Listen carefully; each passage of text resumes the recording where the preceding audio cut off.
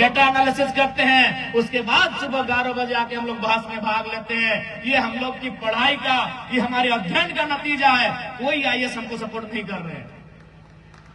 तो आज रोकने के भी यहाँ तक एक बार स्पीकर साहब भी हमें बोला थी, हालांकि अगर उस सुनब थी तो बोलते कि जरम बाबू आप मीडिया में बोल देते हैं, स्पीकर साहब हमारा अपन केबिन में बैठाए के बोल रहा है कि कौन सपोर्ट कर रहा है। हम कहले कहा सर न, हमको प्रेशर है कि आपको समय ज्यादा नहीं दिया जाए। आप इतना बारीकी से अगर पोल खोलिएगा, अगर इतना लॉजिक से आप अगर राज्य सरकार को कटघरे में लाके खड़ा करिएगा, विपक्ष से ज्यादा तो आपके लोगों का ध्यान है। जयराम बाबू बताइए आपको सपोर्ट कौन करता है, कौन आपको डेटा देता है, कौन आपको बताता है कि विभाग में कहाँ कहाँ फॉल्ट है। हम कहले सर हम लोग पढ़ते हैं। बोला नहीं, हमको थोड़ा सा प्रेशर है कि आपका समय कम दिया जाए। तो आज समझ सकते हैं कि एक वो लड़का अगर लीग से हट के राजनीति करने आया है तो आज कितना सटीक राजनीति हो रही है। तो आज एक विधायक विधानसभा के अंदर अगर इस प्रकार की परिस्थितियों को तैयार कर सकता है, तो जिस दिन हम लोग आधा दर्जन, एक दर्जन और सरकार में आकर बैठेंगे, आप केवल कल्पना कर लीजिए उस दिन क्या हो सकता है। आप केवल कल्पना कर लीजिए उस दिन इस राज्य में क्या होगा। आज एक विधायक से इनको इतनी परेशानी है, एक विधायक होने से इनको इतनी चीड़ है कि आप अंदाजा लगा सकते हैं जिस दिन हम लोग मजबूती के साथ जाकर बैठेंगे उस दिन इस राज्य की रूपरेखा क्या होगी। चूंकि हम लोग विधायक सीधे गांव से आकर बने हैं, कॉलेज की पगडंडियों से आके बने हैं, इसलिए हम लोग इधर उधर की बातें नहीं करते हैं, इधर उधर की बातों में समय नहीं गंवाते हैं। क्योंकि हम लोग स्थिति को जानते हैं, हम लोग दर्द को समझते हैं, सीधा उस दर्द के समाधान पे बात करते हैं। इसलिए आज इस राज्य के 24-25 वर्षों के बाद भी इस राज्य में अगर नीतियां नहीं मिल पाई, नीतियां संचालित नहीं हो पाई, तो कारण यही रहा हमारे लीडर ने कभी गंभीरतापूर्वक इस राज्य को नहीं चलाया। आज भी जितना भी हमने के लीडर सब अपन 2-4 को छोड़ के, उतना तो छोड़, आज के डेट में मोबाइल रह के कारण दुनिया बहुत सामने आ गया है। बताओ बाकी विधायक सब कहाँ है और की कर रहा है। और आज हमने यहाँ चलियो सप्ताह में 3 दिन 3 ब्लॉक में वीडियो सीओ के लाई के जनता दरबार लगवाई है। ऐसा ना आज तक ना व्यवहार, वीडियो सीओ के लाई के कभी कोई विधायक जनता दरबार ना लगवा ले। क्या है मालूम हो ना, विधायक के हैसियत से वीडियो के होता बहुत कम है वह है। क्योंकि विधायक माने विधायिका के अंग, legislature, part of legislative assembly माने वो नियम कानून बनने वाला, वो हिसाब से वीडियो सीओ के सामने बैठना तो दूर के बाद कोई दूसरा विधायक फोन भी नहीं करे, वो अपन पीए से फोन करवे वीडियो सीओ के। लेकिन चूंकि हम यहाँ अपना रिपुटेशन पालने के लिए विधायक नहीं बने हैं, हम अपना प्रतिष्ठा के लिए विधायक नहीं बने हैं, हम जनता की समस्या के समाधान के लिए विधायक बने हैं। इसलिए वीडियो सीओ नहीं, अगर चपरासी के सामने हमको बैठना पड़े तो बैठ के जनता की समस्या का समाधान करेंगे। ये हमारा पहला लक्ष्य है। आप गए में देख लीजिए, आपका मांडू है, आपका रामगढ़ है, रामगढ़ में भी आपका 3-4 ब्लॉक आता है, रामगढ़, चित्तारपुर, गोला, दुलमी। बताइए रामगढ़ में इतने विधायक रहे, कब ब्लॉक का इन्होंने चक्कर काटा है? क्या आपको याद है तो बताइए। मांडू में भी, मांडू, डाड़ी, चुरचू, टाटी झरिया, बिशुनगढ़ 5 ब्लॉक आता है मांडू विधानसभा में। अब बताइए मांडू के विधायक लोग कब जाकर ब्लॉक में बैठे हैं, कब जाकर ब्लॉक के पदाधिकारियों के सामने जनता की शिकायतों को लिए है? बताइए। चूंकि उनको यह लगता है कि विधायक का लेवल वो नहीं होता है, और ये सच्चाई है। जब हम लोग विधानसभा की मीटिंग में जाते हैं, जैसे कि हम अभी पुस्तकालय समिति का मेंबर हैं, हम अभी खाद्य आपूर्ति उपभोक्ता मामले का मेंबर हैं, तो हम लोग बैठते हैं सीधा कुर्सी में और सेक्रेटरी लोग आके उसके बगल में बैठते हैं। ये विधायक का रुतबा होता है। डीसी नहीं, सेक्रेटरी हमारे बगल की कुर्सी में बैठते हैं, तो वो विधायक का क्षमता होता है। क्योंकि वो विधायिका के लोग होते हैं, लेकिन हम प्रतिष्ठा के लिए नहीं आए, बार बार कह रहे हैं। इसलिए वीडियो के सामने भी हम बैठते हैं और थाना भी घुस के बैठते हैं। कहे जनता की समस्या का समाधान होना चाहिए। हमको भी पहले नहीं मालूम था कि भाई विधायक का, चूंकि हम लोग सुनते थे, लेकिन जब विधानसभा का सत्र चला, हम दिशा की मीटिंग में भी गए, तो जब दिशा की मीटिंग में गए तो केवल गिरिडीह के डीसी हमारे लेवल की कुर्सी में बैठे थे, बाकी जिला के इंक्लूडिंग एसपी समेत जिला के जितने भी पदाधिकारी थे, सीनियर मोस्ट पदाधिकारी, वो हमसे नीचे बैठे हुए थे। एक विधायक का वो प्रोटोकॉल होता है। एक दिन फिर गिरिडीह की बैठक में गए तो हमको, जब हम आने लगे तो लगभग 100 मीटर पड़ता है हमारा गाड़ी और कार्यक्रम में, तो वहां के एक सीनियर पदाधिकारी हमें छोड़ने के लिए आई। तो हम बोले क्या सब कर रहे हैं मैडम? बोला नहीं विधायक जी, ये प्रोटोकॉल होता है, हम लोग अफसर हैं, लेकिन अगर विधायक को हमको गाड़ी तक पहुंचाना, ये हमारा प्रोटोकॉल होता है। तो वो विधायक का प्रोटोकॉल होता है, वो विधायक की प्रतिष्ठा होती है, लेकिन हमने उन प्रतिष्ठाओं को कभी ख्याल नहीं किया है। हम सप्ताह में 3 बार वीडियो सीओ को लेकर अपने डुमरी विधानसभा का 3 ब्लॉक हमारा आता है, डुमरी, नावाडी, चंद्रपुरा, तीनों ब्लॉक में हम सप्ताह जनता दरबार लगाते हैं और वीडियो और सीओ को लेकर लगाते हैं। क्योंकि हमें अपनी प्रतिष्ठा के लिए, अपने रिपुटेशन के लिए हम नहीं आए हैं, हम जनता की समस्या के समाधान के लिए यहाँ तक आए हैं।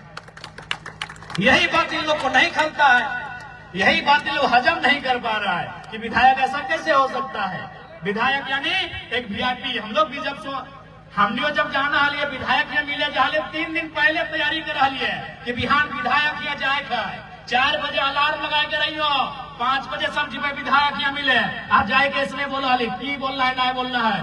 हमारे यहाँ कोई पैरवी ना है, कोई कोकरो मने लेके ना, तो सीधा बात कर। और जहां जनता मिल गलो वह जनता दरबार भाई गलो, जहां जनता मिल गलो हुए जनता दरबार भाई गलो। बता एक करके की समस्या हो। हाँ, इस बात की भी हम बोला है कि सारा समस्या का समाधान इन्हें बोले हम कह दे, हम कोई अवतार नहीं लेके आए हैं, लेकिन जितना संभव भय सकल है हम उस समस्या के समाधान करे के प्रयास कराइए। और निसंदेह आज इस राज्य की भी आवश्यकता है राजनीति में बदलाव करेंगे, इस राज्य की आवश्यकता है लीडरशिप में बदलाव करेंगे। लेकिन आज इस राज्य के लीडरशिप किस हाल में है, कहाँ है, तो नहीं देखिए रहा। आज हर तरफ सरकार इतना निरंकुश अधीन, तमाम चाहे इस राज्य में माफिया रहे, तमाम आपराधिक किस्म के लोग इस राज्य में एकदम अपन मन के मर्जी काम कर रहा तो कारण कि लीडरशिप स्ट्रांग न होने के कारण, लीडरशिप डिसीजन मेकर न होने के कारण आज इस राज्य की दुर्दशा है।